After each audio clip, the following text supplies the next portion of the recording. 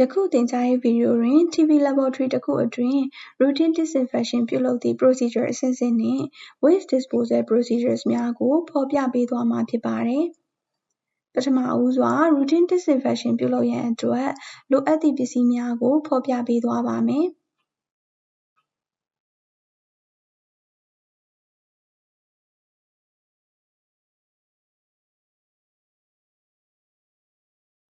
တစ်နေ့တာလုပ်ငန်းများမစမီ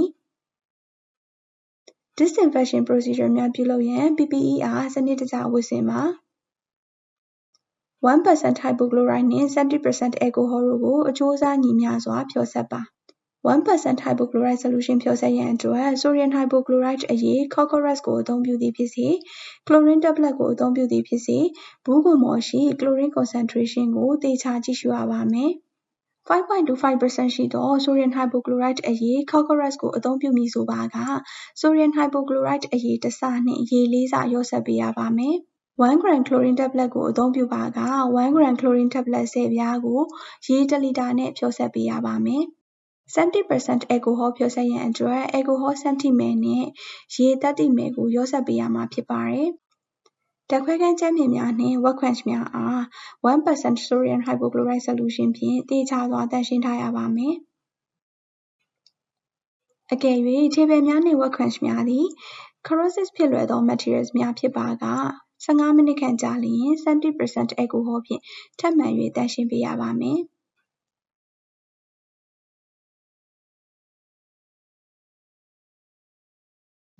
တစ်နေ့တာလုပ်ငန်းများပြီးဆုံးသွားပါက highly infectious ဖြစ်စေသောအမှိုက်များအားစွန့်ပစ်ရန် အနီရောင်အမှိုက်ပုံးအတွင်းသို့ 1% hypochlorite ဆေးရည်ထည့်ထားပါ။ autoclave အသုံးပြု၍ပိုးသတ်သန့်စင်မည်ဆိုပါက ကလိုရင်းမှထွက်သော gas သည် autoclave အားပျက်စီးစေနိုင်သောကြောင့် ကလိုရင်းကိုအသုံးမပြုသင့်ပါ။အသုံးပြုပြီးသော Pasteur pipette များ Falcon tube များ sputum cap များ contaminated ဖြစ်နေသော specimen ထုပ်ပိုးထားသည့်အိတ်များ contaminated ဖြစ်နေသောနေရာများအားသုတ်ထားသော trowel များနှင့်အောက်ခံ absorbent paper များကို highly infectious waste များအဖြစ်သတ်မှတ်၍အနီရောင်အမှိုက်ပုံးအတွင်းသို့စွန့်ပစ်ပါ။အသုံးပြုပြီးသော wooden stick များ Genespa cartridge များကို highly infectious shop waste များအဖြစ်သတ်မှတ်၍puncture resistant container အတွင်းသို့သေချာစွာထုပ်ပိုးပြီးအနီရောင်အမှိုက်ပုံးအတွင်းသို့စွန့်ပစ်ပါ။ reagents bottles များ စက္ကူများ Pasteur pipette နှင့် Genespa ထုပ်ပိုးထားသောအခွံများကို non-infectious waste များအဖြစ်သတ်မှတ်၍အနက်ရောင်အမှိုက်ပုံးအတွင်းသို့စွန့်ပစ်ပါ။ work bench များနှင့်ဓာတ်ခွဲခန်းကြမ်းပြင်များအား 1% sodium hypochlorite solution ဖြင့်သေချာစွာပြန်လည်သန့်ရှင်းထားရပါမယ်။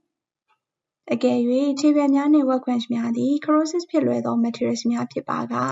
15 မိနစ်ခန့်ကြာလျှင် 70% alcohol ဖြင့်ထပ်မံ၍သန့်ရှင်းပေးရပါမယ်။လုပ်ငန်းအားလုံးပြီးဆုံးလျှင်အသုံးပြုထားသော glove များ gauze များ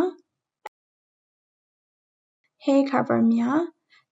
N95 respirator များကို highly infectious waste များအဖြစ်သတ်မှတ်၍အနီရောင်အမှိုက်ပုံးအတွင်းသို့စွန့်ပစ်ပါ။အမျိုးအစားခွဲခြားထားသောအမှိုက်များကို temporary storage area သို့ရွှေ့ပြောင်းထားပါ။ disinfection procedure များအားလုံးပြီးလျှင်လက်ကိုစနစ်တကျဆေးကြောပါ။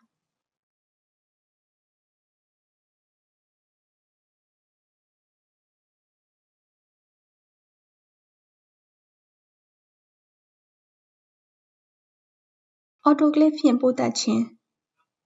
autoclave ပြုလုပ်ရန်လိုအပ်သောအမှိုက်များကို autoclave ပြုလုပ်၍ပိုးသတ်သန့်စင်ရမှာဖြစ်ပါတယ်။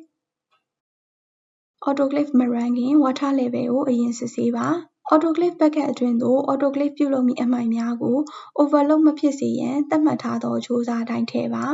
။အမှိုက်အိမ်များကိုလုံအောင်ပိတ်ပါ။ sterilization complete ဖြစ်မဖြစ်သိရှိစေရန် visual check indicator အနေဖြင့် autoclave တိတ်ကိုအသုံးပြုပါ။